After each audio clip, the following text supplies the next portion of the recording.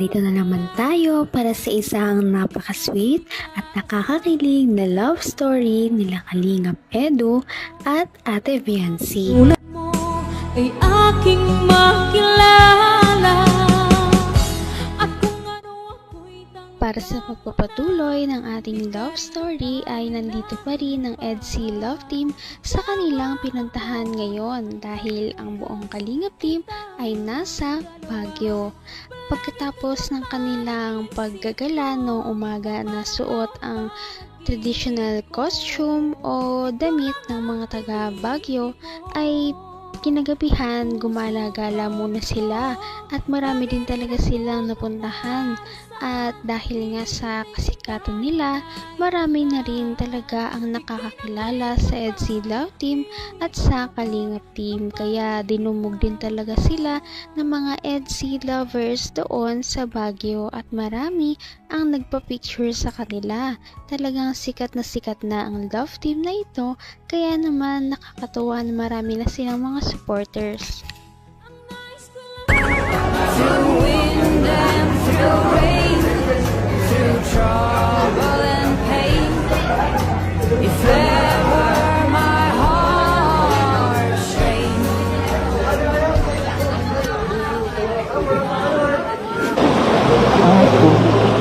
Grabe guys, oh.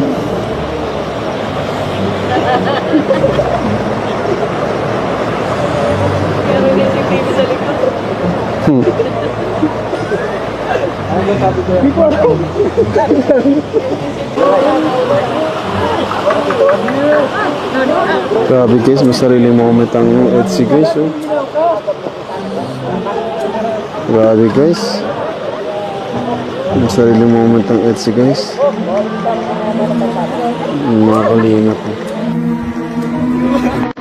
EDC guys. EDC guys, oh.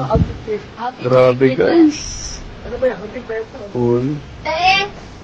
Lasa. Grabe guys. Abing EDC, oh. Grabe yung EDC guys. Huling-huli guys. Ah, si Jong. Si Jong, man. Si Papa Jones. Si Papa Jones. Umuwi na sila? Ay.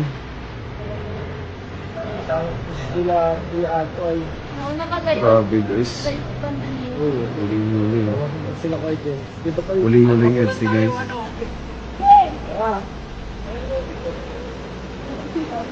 Ay, si Norman, ina-istorbo ang EDC. Sabi mo si Norman, mag-istorbohin. Kumusta ko siyang bakasyon mo, coach, dito sa Baguio, coach? Sulit po nakapagpahinga. Oo nga, ano, puro trabaho ka rin eh. Oo nga po, ngayon lang po Parehas tayo. Kaya thank you po, thank you. Kaya nga, coach. Grabe, sobrang ganda pala talaga sa Baguio.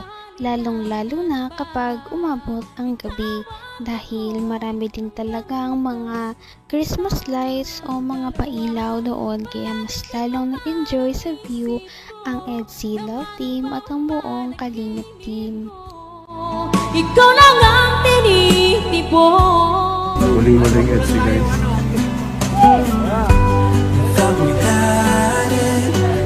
Ay, si Norman, ina-istorbo ang EDC.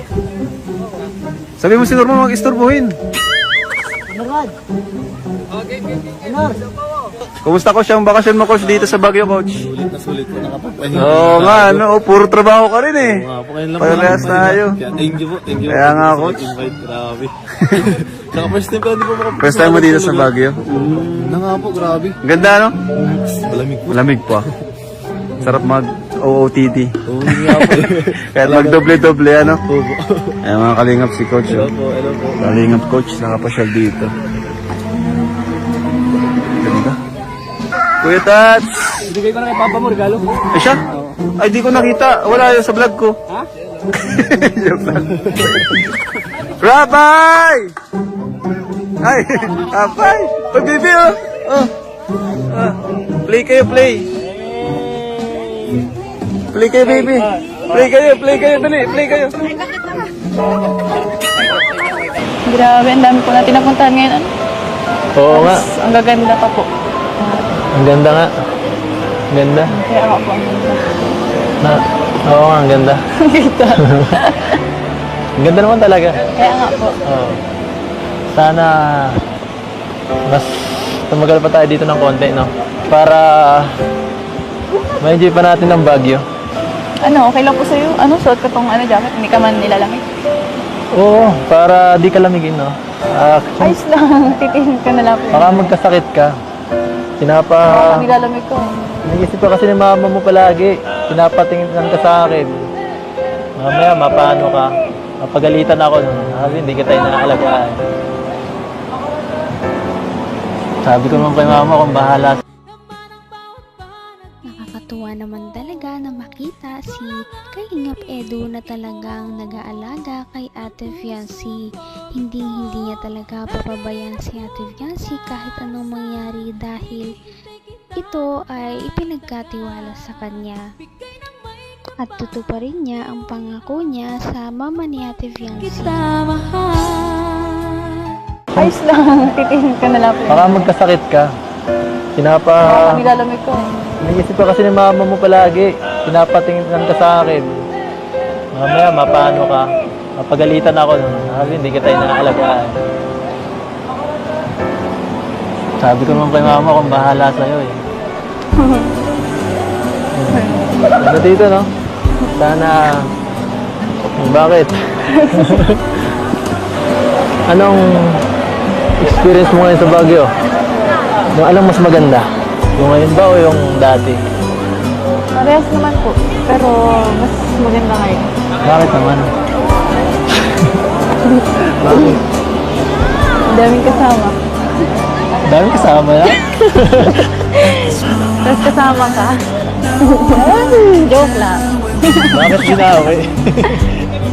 Bakit binawi? Mas maganda kung ano, no?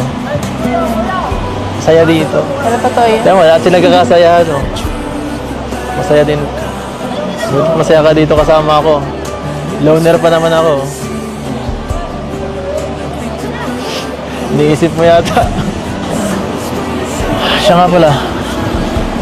Yung sagot mo sa tanong ko nung nakaraan. Ano? Hira. Huwag mo muna. Wag muna. Bakit? Gusto mo private lang or ano? Or next year ulit? Wala nga amin. Joke lang. Pero sige, okay lang. Ramdam ko naman eh. Ramdam ko ang lamig. Lamig. Joke lang din, okay lang. Ito lang ang malamig oh. Ito lang ang malamig. Oo, papainitin ko. Ha? Hanggang wakas ay tayo ng dalawa. Patagal na patagal ay mas lalong nagiging close ang EDSI Love Team. Lalong nagiging malapit sila kaya naman mas nagiging sweet na sila sa isa't isa. Napapakita na rin nila ang pagiging komportable nila kapag magkasama silang dalawa. Kaya makikita talaga natin kung gaano kalakas ang chemistry ng isang EDSI Love Team. Abot kamay na kita.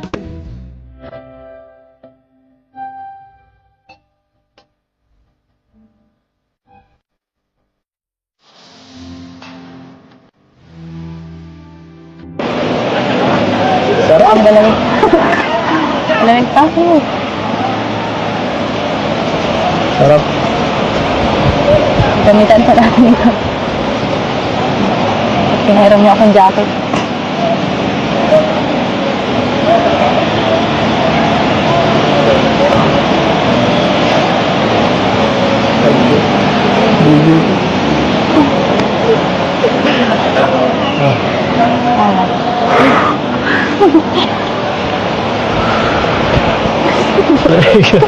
Ang lamig. Punya.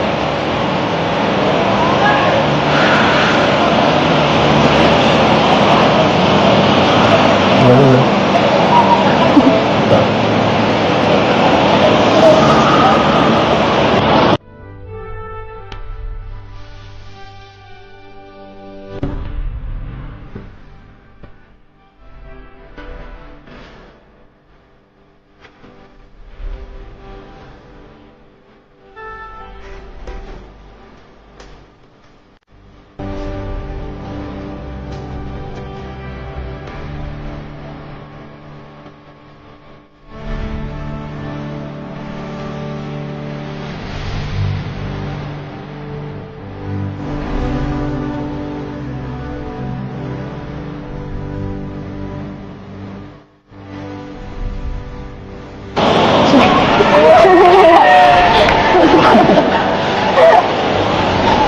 Naku,